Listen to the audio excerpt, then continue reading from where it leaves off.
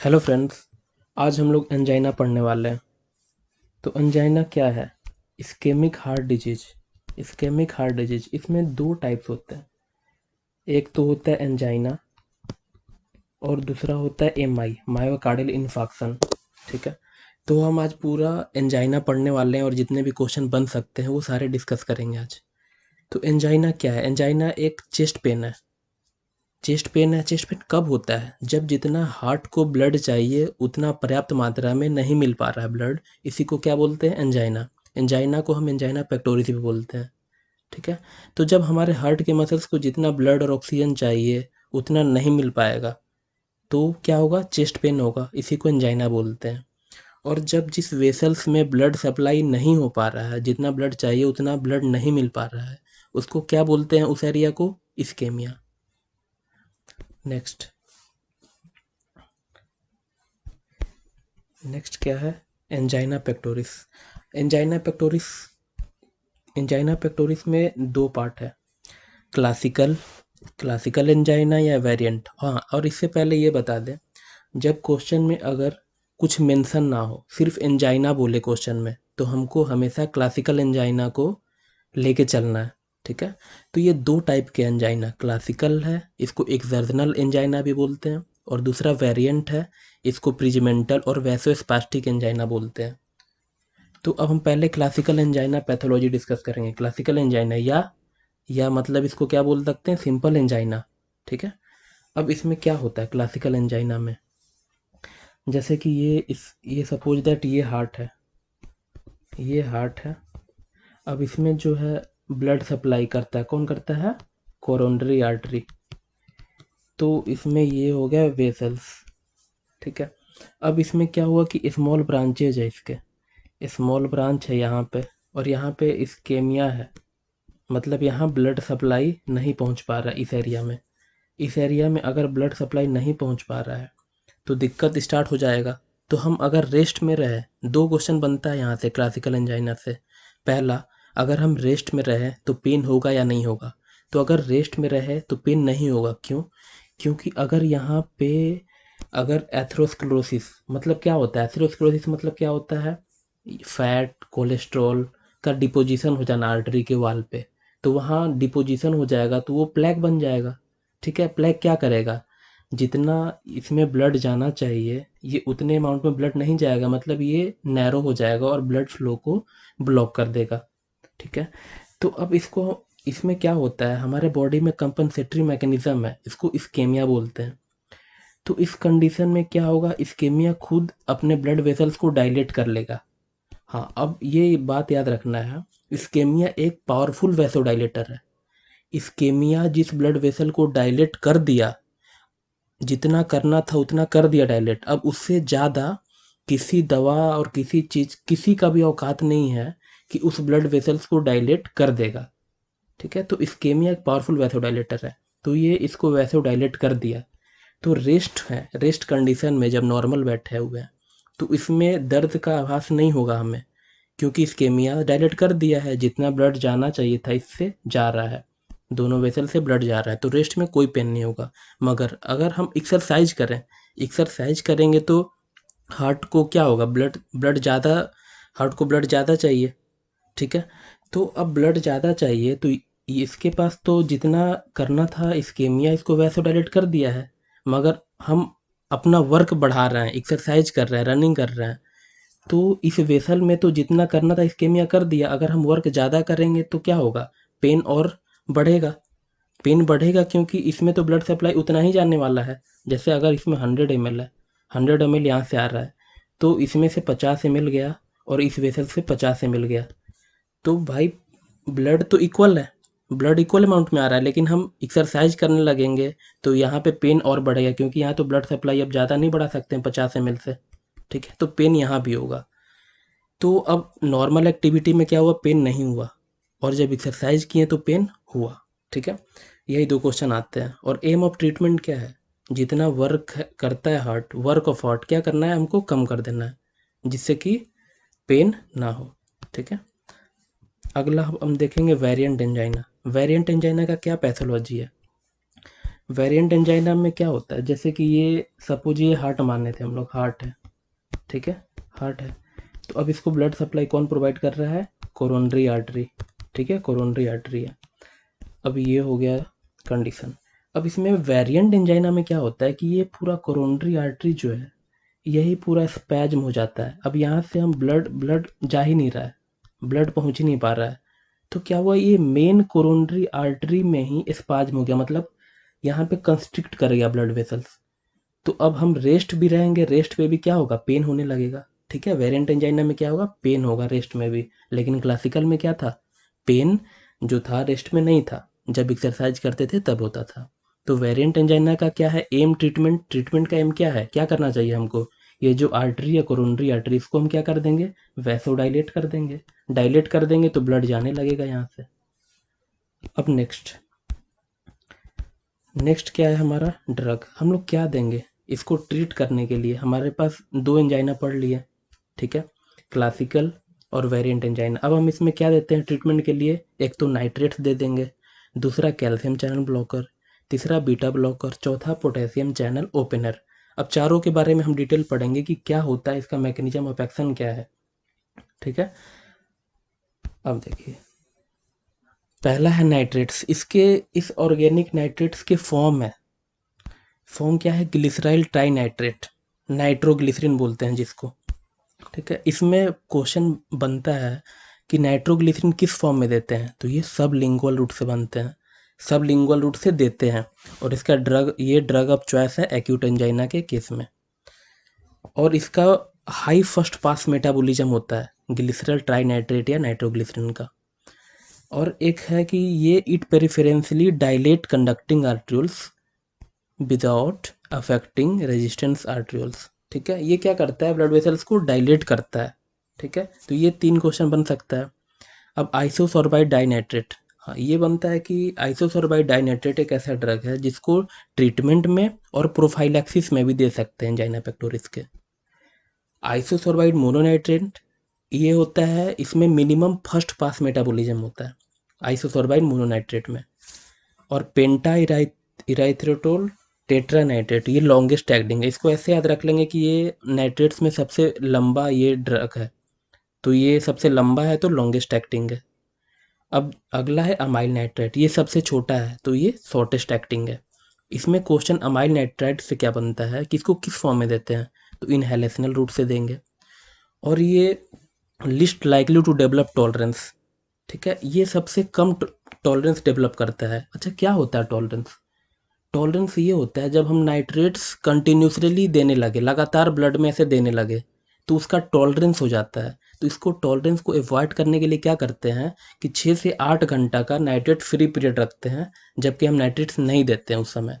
तो यही क्वेश्चन आया था कि अमाइल नाइट्रेट है, मतलब नाइट्रेट्स का कौन सा ऐसा फॉर्म है जिसमें सबसे कम टॉलरेंस डेवलप कर सकता है, तो वो होता है अमाइल नाइट्राइट। अब अगला मैकेनिज्म ऑफ एक्शन क्या है नाइट्रिक ऑक्साइड का क्लासिकल एंजाइना में। क्लासिकल एंजाइना में क्या है, क्लासिकल एंजाइना में क्या करना था हमको, ट्रीटमेंट क्या था, वर्क ऑफ हार्ट कम करना था, मतलब प्रीलोड क्या हो गया, कम हो गया। प्रीलोड, प्रीलोड पता है क्या होता है, अब जैसे ये है 4 चेम्बर हो गया हार्ट का, right atrium, right ventricle, left atrium, left ventricle, superior vena cava, inferior vena cava blood supply दे रहा है। तो क्या होता है, जितना भी वीनस रिटर्न हुआ, जितना भी superior vena cava, inferior vena केवा से वीनस रिटर्न आया, वो राइट एट्रियम गया, फिर ट्राइकस्पिड वाल्व, फिर राइट वेंट्रिकल, फिर लंग्स से गया left atrium, bicuspid, left ventricle.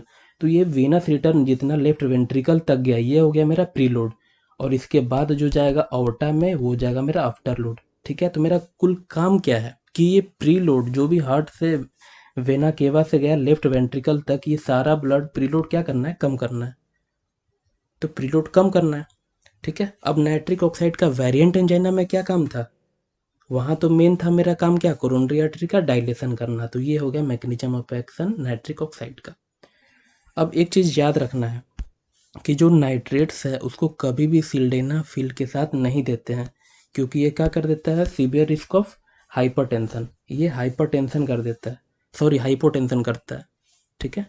तो ये हाइपोटेंशन करता है, क्यों, अब इसका नाइट्रेट्स का एक हम मैकेनिज्म ऑफ एक्शन समझ लें कि क्या है। तो नाइट्रेट्स हो गया। नाइट्रेट्स क्या करता है? नाइट्रेट्स जो है ये NO जनरेट करता है, नाइट्रिक ऑक्साइड जनरेट करेगा।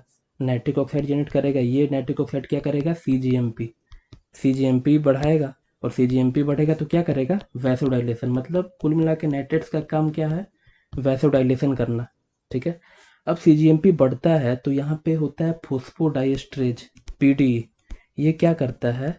इस CGMP को डिग्रेडेट कर देता है, मतलब तोड़ देता है। ठीक है। तो अब फोस्फोडाइएस्ट्रेज इनहिबिटर, एक हम लोग इनहिबिटर पढ़े हुए हैं, कौन है? सिल्डेनाफिल। ठीक है। ये सिल्डेनाफिल है। तो ये सिल्डेनाफिल फोस्फोडाइएस्ट्रेज इनहिबिटर है। जब सिल्डेनाफिल हम दे देंगे तो ये फोस्फोडाइएस्ट्रेज इनहिबिट हो जाएगा, तो ये CGMP को नहीं तोड़ेगा। मतलब CGMP क्या हो जाएगा? और बढ़ने लगेगा। CGMP पहले से बढ़ा हुआ था तो वैसोडाइलेशन कर रहा था, अब CGMP और बढ़ जाएगा तो बहुत ज़्यादा वैसोडाइलेशन हो जाएगा। तो मतलब क्या हुआ? वैसो कंस्ट्रिक्शन होता है तो ब्लड प्रेशर क्या हो जाता है? बढ़ जाता है। जब वैसोडाइलेशन होता है तो BP क्या होता है? कम हो जाता है। तो पहले से वैसोडाइलेशन था और हम सिल्डेनाफिल भी दे दिए इसको, तो क्या हो जाएगा? ब्लड प्रेशर और कम, मतलब रिस्क ऑफ सीवियर हाइपोटेंशन हो गया यहाँ पे। ठीक है। अब नाइट्रेट्स का यूज हम लोग पढ़ेंगे, तो नाइट्रेट्स का यूज हम लोग कहाँ कहाँ करते हैं? ये निमोनिक्स है ABCDEF। A फॉर एंजाइना में, B for biliary colic, C for cyanide poisoning. अब साइनाइड पॉइजनिंग में नाइट्रेट्स तो यूज करते हैं, मगर अब ये क्वेश्चन आया था कि भाई ड्रग ऑफ चॉइस क्या है? ड्रग ऑफ चॉइस कौन देते हैं? हाइड्रोक्सोकोबालामिन। वो भी कैसे देते हैं? IV देते हैं। ठीक है। अब D फॉर दिल का दौरा, मतलब MI में भी यूज कर सकते हैं। E फॉर इसोफेजियल स्पाज्म, और F फॉर फेलर। फेलर मतलब कंजेस्टिव हार्ट फेलर में भी हम नाइट्रेट्स देते हैं। ठीक है। अब अगला है कैल्शियम चैनल ब्लॉकर। मेरा पहला ड्रग खत्म हो गया नाइट्रेट्स का, अब दूसरा स्टार्ट हो गया कैल्शियम चैनल ब्लॉकर। ठीक है। अब कैल्शियम चैनल ब्लॉकर हम देख रहे हैं। ठीक है। कैल्शियम चैनल ब्लॉकर, अब इसमें कैल्शियम चैनल ब्लॉकर में बहुत सारे टाइप होते हैं, L टाइप, T टाइप और भी। तो लेकिन हमको पढ़ना क्या है? L टाइप, क्योंकि L टाइप प्रेजेंट होता है कार्डियोवास्कुलर सिस्टम में और T टाइप प्रेजेंट होता है सेंट्रल नर्वस सिस्टम में। तो हम पढ़ेंगे L type. L type calcium channel blocker कौन कौन सा होता है? वेरापामिल होता है, डिल्टियाजम होता है, और डाईहाइड्रोपायरिडीन होता है। 3 होता है। मगर डाईहाइड्रोपायरिडीन को हम अवॉइड करते हैं, एंजाइना में नहीं देते हैं। क्यों? क्योंकि ये हार्ट रेट को बढ़ा देता है। हार्ट रेट को बढ़ा देता है। जैसे कि निफेडिपिन हो गया, एम्लोडिपिन, निकार्डिपिन, जिसके लास्ट में डिपिन लग रहा है, मतलब वो डाईहाइड्रोपायरिडीन के ग्रुप का है। Nifedipine, amlodipine, nicardipine, clevidipine. ठीक है। अब कैल्शियम चैनल ब्लॉकर का हम एडवर्स इफेक्ट क्या पढ़ते हैं? हेडेक, कॉन्स्टिपेशन, गम हाइपरट्रॉफी, ये कर देता है ये कैल्शियम चैनल ब्लॉकर। अब मेन काम क्या है कि हमारा क्वेश्चन कैसे सॉल्व होगा? क्वेश्चन जैसे क्या आ जाएगा? जैसे विरापामिल है, विरापामिल क्या कर सकता है? कॉन्स्टिपेशन कर सकता है, और ब्रेडिकार्डिया भी कर सकता है, और पीयर इंटरवल बढ़ा सकता है। ठीक है। और जैसे नीफेडिपिन, जो डिपिन वाले ग्रुप हैं, जैसे कि नीफेडिपिन और क्लेविडिपिन, ये क्या करता है? ये हार्ट रेट को बढ़ा देता है। हार्ट रेट बढ़ा देता है तो क्या हो जाएगा? हमको काम, मेरा काम क्या है कि हार्ट रेट को कम करना है, जिससे कि वर्कलोड कम हो जाए हार्ट का। लेकिन ये तो हार्ट रेट ही बढ़ा दे रहा है, तो ये तो एंजाइना प्रेसिपिटेट कर देगा, तो फिर इसको हम एंजाइना में यूज नहीं करेंगे। अब डाईहाइड्रोपायरिडीन का ही 2 रूप है, अम्लोडिपिन और निकार्डिपिन। ठीक है। अब ये क्या करता है? ये धीरे धीरे वैसोडाइलेशन करता है, और ये टैकीकार्डिया भी करता है, मगर बहुत धीरे धीरे करता है, इसीलिए हम लोग इसको यूज कर सकते हैं एंजाइना में। ठीक है। अब वेरिएंट एंजाइना में ड्रग ऑफ चॉइस पूछेगा तो कौन होगा? Calcium channel blocker, CCB। एक डिपिन है, नीमोडिपिन, ये भी क्वेश्चन आता है। नीमोडिपिन क्या करता है? ये एक cerebro selective calcium channel blocker है। इसको हम लोग सब अरेकनॉइड हैमरेज में भी यूज करते हैं। अब अगला ड्रग, अगला क्या है? अगला तीसरा है potassium channel opener. Potassium channel opener कौन है? निकोरेंदिल। निकोरेंदिल, इसका नाम में ही है आंसर, निकोरेंदिल। ठीक है। निकोरेंदिल है। तो नाइट्रिक ऑक्साइड, NO, ये नाइट्रिक ऑक्साइड रिलीजर हो गया। ठीक है। और ये पोटेशियम चैनल ओपनर हो गया। जब I और C को यहाँ अगर पास पास लिख देंगे तो K बन जाएगा। K फॉर क्या हो जाएगा? Potassium channel opener. और दिल से, दिल मतलब क्या हो गया? दिल के दर्द के लिए दवा देते हैं ये। ठीक है। अब चौथा हो गया बीटा ब्लॉकर। बीटा ब्लॉकर क्या करता है? बीटा का काम क्या है? बीटा क्या करता है? हार्ट रेट को क्या करता है? हार्ट रेट क्या कर देगा? बढ़ा देगा बीटा।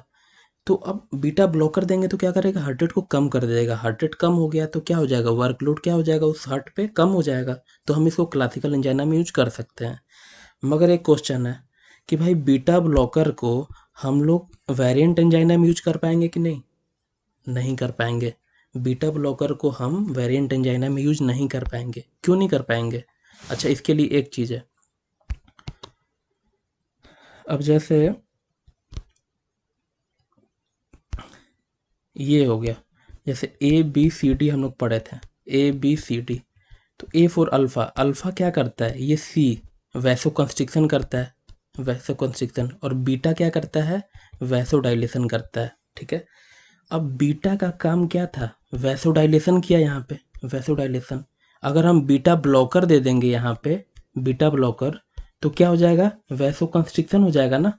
जबकि वेरिएंट एंजाइना में हम लोग पढ़े थे, वेरिएंट एंजाइना में क्या था, वो मेन कोरोनरी आर्टरी क्या वैसोस्पाज्म था। मतलब कि जब ये वेसल था, इसी में वैसोस्पाज्म है, यहाँ सप्लाई ही कम है। एक तो कॉन्स्ट्रिक्स है और हम ऊपर से बीटा ब्लॉकर भी दे दिए, तो बीटा ब्लॉकर में क्या हो जाएगा, ये पूरा वैसो कंस्ट्रिक्शन हो जाएगा। तो हम इसीलिए बीटा ब्लॉकर नहीं देते हैं, क्योंकि ये तो और वैसोस्पाज्म क्रिएट कर देगा वहाँ। ठीक है। अब देखिए, अगला है coronary steel phenomena. Coronary steel phenomena, इसमें हमको समझना है बात कि ये सपोज दैट ये हार्ट है। ठीक है, हार्ट है और ये ब्लड सप्लाई कौन करता है हार्ट को, कोरोनरी आर्टरी। ठीक है। अब इसके ये ब्रांच हो गया। ठीक है। अब इसका ये स्मॉल ब्रांच हो गया, ये बिग ब्रांच है और ये स्मॉल ब्रांच है, ये स्मॉल ब्रांच है दोनों। तो नॉर्मल कंडीशन में क्या होता है, नॉर्मल में हम क्या बात किए थे कि अगर यहाँ इस्केमिया है यहाँ पे, तो 100 ml ब्लड आया तो 50 ml इधर गया, 50 ml ये, क्योंकि इस्केमिया खुद में पावरफुल वैसोडाइलेटर है, तो ये खुद वैसोडाइलेट कर दिया यहाँ का, ये नॉर्मल था। अब हम लोग क्या पढ़ेंगे, ये नॉर्मल हो गया। अब हम लोग डिस्कवर किए कि एक ड्रग था, ये डाइपाइरिडामोल। डाइपाइरिडामोल क्या किया, ये बोला कि इसको देने से, डाइपाइरिडामोल देने से सिर्फ स्मॉल वेसल क्या होता है, डायलेट होता है। ठीक है। ये हार्ट है, ये कोरोनरी आर्टरी है। ठीक है। अब इसमें बोला कि ये स्मॉल वेसल को ही सिर्फ डायलेट करता है, मतलब ये बड़ा वेसल है, इसको तो डायलेट नहीं कर पाएगा। ठीक है। अब करेगा तो बस इसको कर सकता है और इसको कर सकता है। तो ये तो इस्केमिया था, यहाँ पे डाइपैराटामोल हम ड्रग दे दिए, तो क्या होगा, इस्केमिया यहाँ पे था, तो हम बताया था कि इस्केमिया जो होता है वो पावरफुल वैसोडाइलेटर होता है। इसको अब ये वैसोडाइलेट कर दिया है, तो अब किसी दवा की औकात नहीं है कि अब यहाँ से भी वैसोडाइलेट कर दे ज़्यादा। जितना इस्केमिया कर चुका है उससे ज़्यादा कोई भी ड्रग नहीं कर सकता वैसोडाइलेट। ठीक है। तो अब किसको करेगा, अब बचा है कि ये स्मॉल ब्लड वेसल्स, तो इसको क्या कर देगा, ये वैसोडाइलेट कर देगा, इसको वैसोडाइलेट कर दिया। ठीक है। तो फिर इसके बाद क्या लगता है कि एंजाइना ठीक होगा कि नहीं होगा, क्या होना चाहिए? देखो, एंजाइना और एग्रावेट कर जाएगा, क्यों? क्योंकि यहाँ पे 100 ml ब्लड था, 100 ml ब्लड था आया, और इसमें जा रहा था 50 ml, और इसमें भी 50 ml। ठीक है। लेकिन जब हम डाइपैराटामोल दिए, डाइपैराटामोल जब ड्रग दिए, तो क्या हुआ कि ये तो और डायलेट हो गया, ये वाला, ये और डायलेट हो गया, तो इसमें अब 50 की जगह 80 ml ब्लड आने लगा। तो अब इसमें कितना आएगा, 20 ml ब्लड आएगा। तो इसमें 80 आने लगा, इसमें 20 आने लगा, क्योंकि यहाँ इसका इसका वैसो डायलेट हो गया ना ज़्यादा, स्मॉल ब्लड वेसल, इसका डायलेट हो गया, तो इससे 80 आने लगा और इसमें 20 आया। तो जहाँ दिक्कत था, ये कौन सा एरिया था, इस्केमिक एरिया था, ये एरिया था इस्केमिक, और ये था नॉन इस्केमिक। ठीक है। तो अब इस्केमिक एरिया से ब्लड छीन के नॉन इस्केमिक में जाने लगा जब डाइपैराटामोल दिए, तो ये तो और पेन एग्रावेट कर दिया। जिस पर्सन को मान लो कि 2 मंथ में एक बार अटैक आता था, उसको तो अब 1 महीना में 4 बार अटैक आने लगेगा ना, तो ये तो और दिक्कत कर दिया। तो यही इसीलिए बोलते हैं, देखो, caused by drug which dilate small vessels only, सिर्फ स्मॉल वेसल को डायलेट किया, और blood supply to ischemic area is taken to area receiving adequate blood, मतलब यहाँ का ब्लड सारा जहाँ अच्छा ब्लड था, ज़्यादा ब्लड आ रहा था, वहीं दे दिया। तो क्या हो गया, रॉबिन हुड को जानते हो? रॉबिन हुड कौन था? रॉबिन हुड जो है वो अमीरों से पैसा चुराता था और गरीबों में बांटता था। मगर यहाँ क्या हुआ कि ये गरीबों से पैसा चुराया, यहाँ तो खुद इस्केमिक एरिया था, यहाँ खुद दिक्कत था, यहाँ से पैसा चुराया और ये अमीरों में बांट दिया। तो ये क्या हुआ, गरीबों से चुरा के अमीरों में दे रहा है, तो ये रिवर्स रॉबिनहुड फिनोमिना हो गया। ठीक है, तो ये अब यही इसका ड्रग पूछता है कि कौन कौन सा ड्रग है। इसको हाइड से याद रखेंगे, HIDE, मतलब जो कोरोनरी स्टील मतलब जो जो चुराता है तो उसको तो फिर छुपाना भी पड़ता है, हाइड से छुपा दिया। तो H for hydralazine, I for isoflurane, D for dipyridamole, E for enflurane. ठीक है, तो ये हो गया तुम्हारा reverse robin hood phenomena.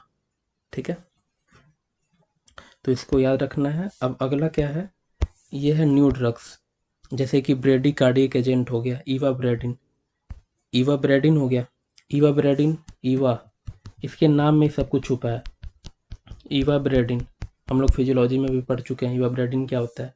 I for क्या होता है, funny current blocker, IF blocker हो गया, सोडियम चैनल ब्लॉकर। ठीक है, अब ईवा ब्रेडिन, अब यहाँ पे VA से क्या होता है, विजुअल एक्यूटी क्या करता है, ये कम करता है, विजुअल एक्यूटी कम कर दिया। ब्रेडी मतलब ब्रेडिकार्डिया। ठीक है, ये चीज़ हो गया। अब रहो काइनेज इनहिबिटर दूसरा है फासुदिल। तो ये क्वेश्चन भी आता है कि ऐसा कौन सा रहो काइनेज इनहिबिटर है जो कि वैसोडाइलेशन करता है। रहो काइनेज का सिंपल काम क्या है, वैसो कंस्ट्रिक्शन करना। तो रहो काइनेज इनहिबिटर दे देंगे तो वैसोडाइलेट कर देगा। तो ये एंजाइना में यूज करते हैं रहो काइनेज इनहिबिटर फासुदिल। और एक और है नेटार सुदिल, इसको हम लोग यूज करते हैं, अप्रूव्ड हुआ अभी ग्लाउकोमा के लिए, ग्लाउकोमा ट्रीटमेंट। ठीक है, अब जो तीसरा है ये मेटाबॉलिक मॉड्यूलेशन है, मतलब ये फैटी एसिड मेटाबॉलिज्म को इनहिबिट करता है। ठीक है, तो ये दो ड्रग है, ट्राइमेटाजिडिन ये पीफॉक्स इनहिबिटर है, और रेनोलाजिन ये सोडियम चैनल ब्लॉकर। ठीक है, तो ये दो ड्रग है। ऐसा क्वेश्चन आ सकता है कि ये मतलब लॉन्ग चेन 3 कीटो एसाइल कोएंजाइम मेथायोलेज है, इसको मतलब इनहिबिट करना है ये, तो कौन सा ड्रग देंगे, ट्राइमेटाजिडिन हो गया, रेनोलाजिन हो गया। ठीक है, तो ये टॉपिक समाप्त होता है। और आपको पसंद आए तो लाइक शेयर और सब्सक्राइब ज़रूर करें।